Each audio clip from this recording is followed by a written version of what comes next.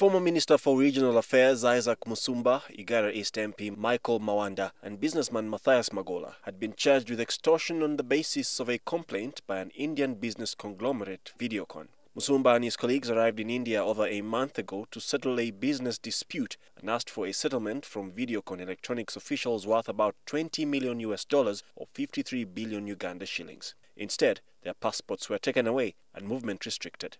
The matter was referred to the Supreme Court in Mumbai, which today cancelled the case against the three Ugandan nationals and castigated the Mumbai police for giving the country a bad image instead of protecting the rights of foreign nationals. The police was also ordered to release the passports of Musumba, Mawanda and Magola immediately. The judge dismissed all those people's allegations with a very strong warning about how they should conduct themselves with regard to people's liberties. I've always maintained the truth cannot hide. Musumba also says that they were never involved in anything criminal whatsoever, instead blaming Videocon officials for conniving with some police officers to frame them. We committed no offense whatsoever. For example, they had said we have a case of criminal trespass. The judge said there is evidence that the two of you have been having business transactions. One of you goes to the office of the other. How can that be a criminal trespass? The case of extortion, the judge asked, how are these facts making out a case of extortion? Did you give these people the money? If businessmen fit to try and get a settlement, how can that be extortion? These are false allegations which were fabricated by the police, fabricated by the other people, the businessmen on the other side, and it is regrettable because it is bringing a bad name to the Republic of India. Back in Uganda, it was relieving news for the former minister's family. Musumba's wife, Kamuli LC5 chairperson Salam Musumba, was particularly worried about his health. Naturally, as everybody would understand, we are relieved that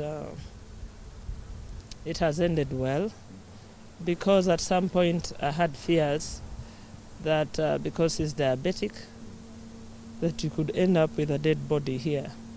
Salam Musumba adds that this should be an eye-opener for government in instances where Ugandan citizens are troubled in foreign lands. I'm praying that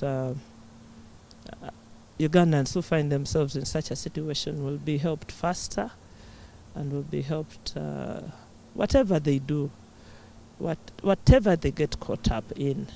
There comes a time when it's only your government that can help you, and this was one of them. At one point, when stuck, the FDC Iron Lady had to seek the help of President Museveni to bail her husband out of his woes. There was a point at which I had to talk to the president about Isaac. That was at the point, when he came to Kamuli for burial of the LC3 chairperson of Bulopa sub-county, which is in Kamuli district. For their children, it has not been easy coping through their father's ordeal. I'm really hoping it's bringing the money. Because I have a budget already.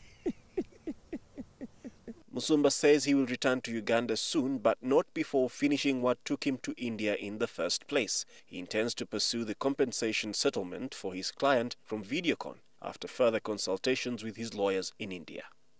I'm really hoping it's bringing the money. Because I have a budget already.